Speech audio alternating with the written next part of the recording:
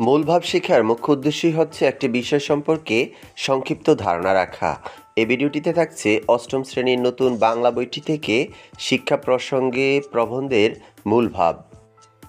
শিক্ষা প্রসঙ্গে প্রবন্ধটি বাংলাদেশের একজন বিশিষ্ট প্রাবন্ধিক কাজী মোতাহার হোসেন রচিত।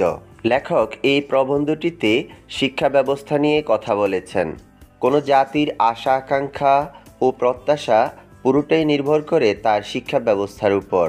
উন্নত দেশগুলোতে 2 থেকে 5 বছর বয়সের শিশুরা স্কুলে জড়ো হয়ে খেলাধুলা, প্যাটার্ন তৈরি ও নকশা আঁকার মতো ক্রিয়াকলাপের মধ্য দিয়ে সহজে ও স্বাধীনভাবে তাদের স্বাভাবিক বৃত্তিগুলোর চর্চা করে থাকে। এতে প্রচুর অর্থ ব্যয় করা হয়। পিতামাতার মনোবৃত্তি, পারস্পরিক সম্পর্ক, দৈহিক দোষগুণ শিশুদের উপর প্রভাব ফেলে। তাই বয়স্কদের বিশেষ শিক্ষার প্রয়োজন রয়েছে।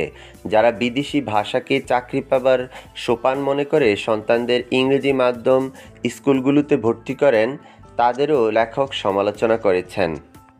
এই ছেলেমেয়েগুলো একসময় নিজেদেরকে দেশের লোক থেকে আলাদা ভাবা শুরু করে। ফলে একটা অস্বস্তিকর অবস্থা বিরাজ করে দেশের শিক্ষা পদ্ধতির মধ্যে। যতদিন আমাদের কাজে দেশীয় ঐতিহ্যের চেয়ে বৈদেশিক চাকচিক্যকে বেশি অগ্রাধিকার দেওয়া হবে, ততদিন পর্যন্ত শিক্ষার সংস্কার নিরর্থক থাকবে।